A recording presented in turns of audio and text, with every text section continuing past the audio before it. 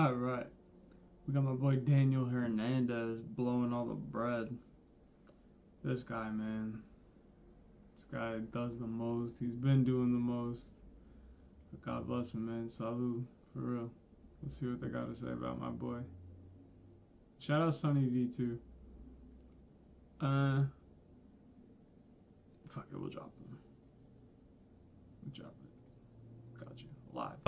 Being towed by the IRS as he can't pay his taxes, with sources claiming he has debts of over $20 million.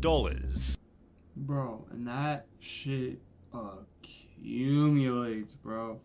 Telling you, I just did a first year of SFSC slabs with the Pokemon cards and the TCG. Woo, baby!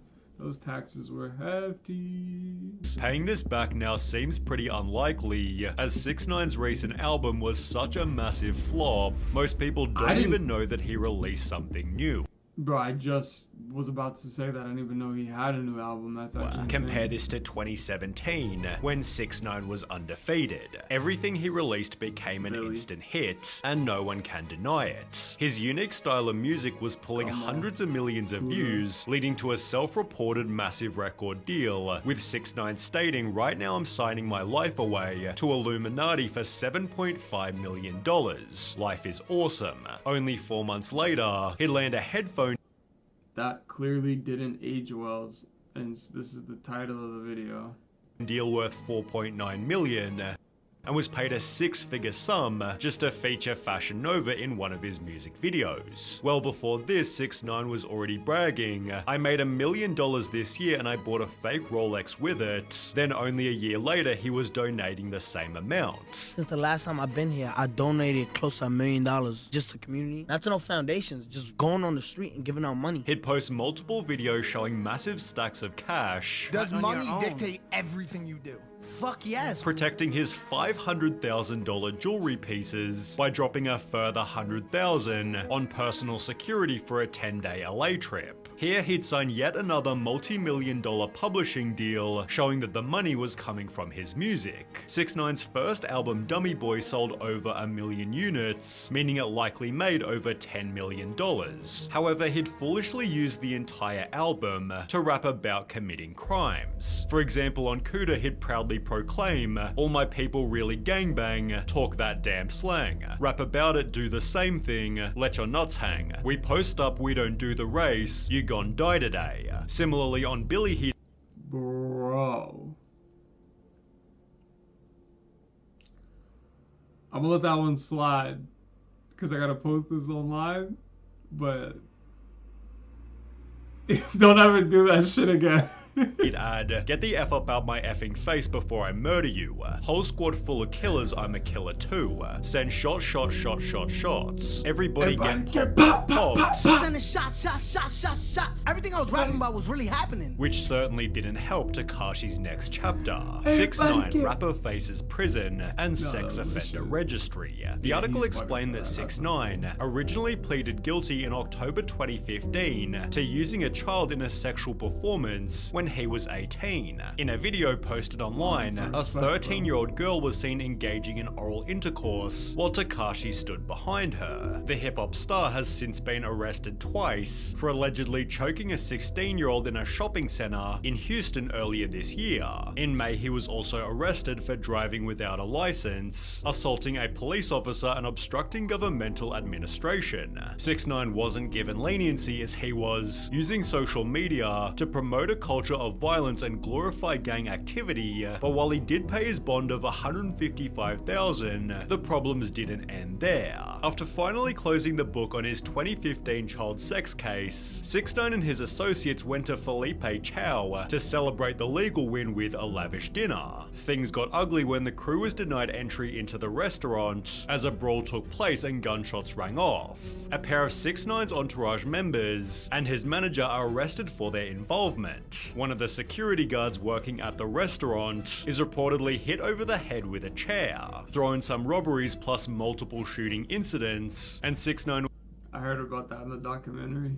That was when Shoddy, and he was with Julian Grange, and yeah, wild. Was facing a minimum of 47 years in prison. I got federal But I love how nobody talks about his name, bro. He was with Julian Grange, and they just don't bring that up. Agents sit in front of my house. 1, 2, 3, 4, 5, 6 cars. One thing I fear in life. No, 2 things. I fear God and I fear the FBI. Only 2 things I'm scared in life. He'd infamously testify against 12 co-defendants, I don't give a fuck if I'm held accountable for what I did. Yes, I snitched and I did it proudly. which reduced his sentence to just 2 years, although it also completely As he says this in a gigantic fucking rainbow wig. No disrespect to any men that like to wear rainbow wigs, but I'm just saying. destroyed his credibility. 6ix9ine snitching became a whole meme format, with people joking 6ix9ine I ain't no snitch. Judge 47 years. 6ix9ine ever noticed Dwayne Johnson looks like The Rock, implying he'd say anything to get a lighter sentence. He was therefore also memed as a Karen, whilst others joked, imagine spending 7 years in college to become a lawyer, and your client shows up to court like this. The legal process also cost 6ix9ine a fortune. How much money have you spent on legal fees this year? Too much, right? Yeah, like $500,000. That's what I'm saying. But being sent off to prison only made him more popular. He signed a $10 million record deal whilst behind bars.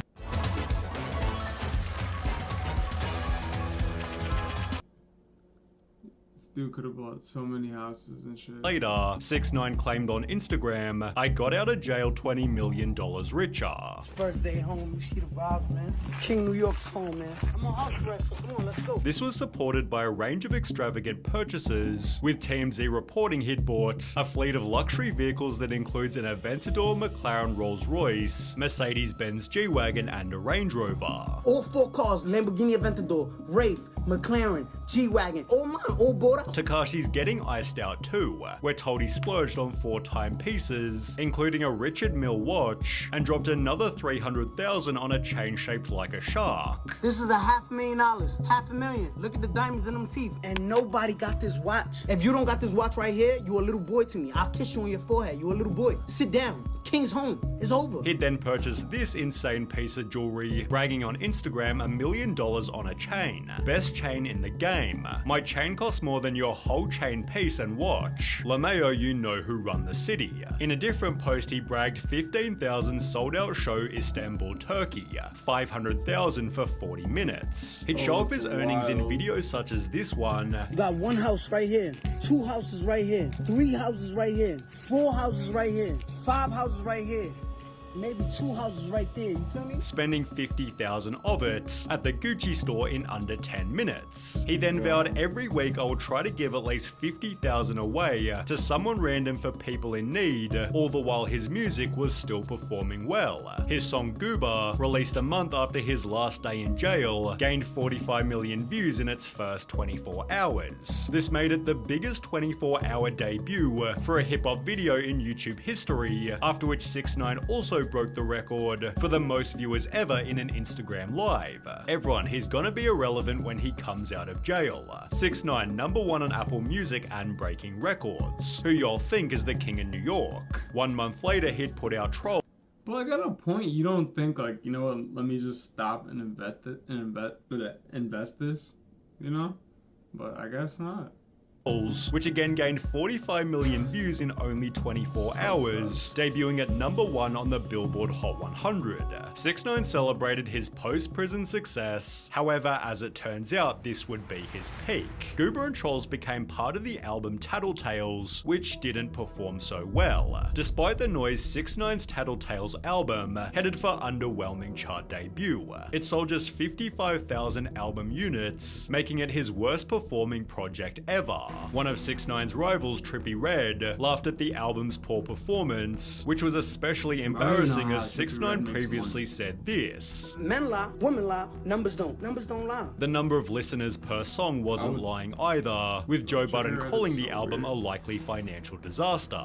He'd state that projections are lower than what it would take for an artist who travels with 9 and 10 security guards everywhere he goes. That's the part that the public never really deciphers. It's not who flopped and who didn't. It's what comes in versus what's spent. And this kid, it takes a lot for him to move around. Anthony Fantano gave the album a 3, but more notably stated, "From here, I'm not really seeing an increase in quality because I think 6ix9ine is just diving even deeper into using social media and antics and drama and clout chasing as a crutch to supplement his career." Which turned out to be correct. Rather than focusing on making incredible music, 6ix9ine seemed more concerned with social media fame. He began spending time with Steve'll Do It, who gave 6ix9ine the chance to make some extra money. Steve worked with Rumble to get him a streaming deal, which paid 6ix9ine $2 million just to stream for an hour per week. However, if 6ix9ine didn't fulfill the contract, Steve would have to pay Rumble the $2 million himself. Well, 6ix9ine took the money, then went live on Rumble only 4 times before quitting. I got him a deal, right, to play video games once a week for an hour. $2 million up front, and just doesn't do it. Steve further revealed he had no money at the time, and he needed money to buy Birkin bags for all these black chicks and give away money to make his girlfriend jealous. That's literally like the factual story. Explaining 6ix9ine lied just to get the money. He told the company, I need $2 million up front so I can buy a content house. The guy's an idiot. Essentially, having been scammed out of $2 million, Steve exposed 6ix9ine further, showing he hadn't been supporting his daughter. I said, how much money has he given to his daughter for 5 years? He said 20,000, right? That's 4,000 a year. 4,000 a year, right? I've seen him get paid like over $10 million in 1 year. Steve then disclosed on a podcast that in addition to the $2 million he was owed, 6ix9ine also owed. I'm gonna keep it a bean. That was top 5 corniest things in the world. You sitting in a Sprinter van with his baby mother and his child. Regardless, that's just corny, bro. And like, oh yeah, here, let me give you all this money. Like, bro, I don't know. The social media shit is just not for me, bro. $10 million to the IRS, $9.8 million to a stripper he hit with a bottle, $600,000 on a house lien, and $60,000 to a home builder. Steve'll Do It concluded, dude, he's such a broke loser. Literally such a broke loser. And he's just a nasty person in general. In addition to his previous debts, 6ix9ine was Alright, that's probably true. ordered to pay $1 million in robbery restitution, although he'd respond by stating, I ain't got it right now. When the judge then referenced this video, That sounds like some shit that he said too, actually. See? Like, that actually sounds like a fact. 6ix9ine admitted that was prop money. I ain't got it. I'm an entertainer and obviously we talking about it, so I did a pretty good job at entertaining people. You know how you have a degree in law? I have a degree in entertainment. But it seems the lawyers representing him weren't getting paid either, especially after his ex-girlfriend also sued him for $1 million, claiming 6ix9ine posted revenge porn of her online and physically and emotionally abused her. However, 6ix9ine couldn't even afford his credit card bill, let alone his taxes, leading the IRS to show up at his house and seize some of his cars. Clearly in financial strife, 6ix9ine made another album, although if you don't remember any hype around it, it's because there simply wasn't any. Whilst his 2 previous projects had some commercial success, Leyenda Viva didn't chart in any country. On Rate My Music, it scored lower than 1 out of 5 stars, and with only a couple million listens per song, it's no surprise people have called it one of the most boring albums I've ever listened to. 6 months later, he put out Blackballed, which seems to have performed even worse. Yeah, I didn't even know any of these were existing right now. That's actually crazy. Excluding one hit single with And this came out 2 months ago. And I'm just learning about this right now. And that came out probably, I think it said like 2003?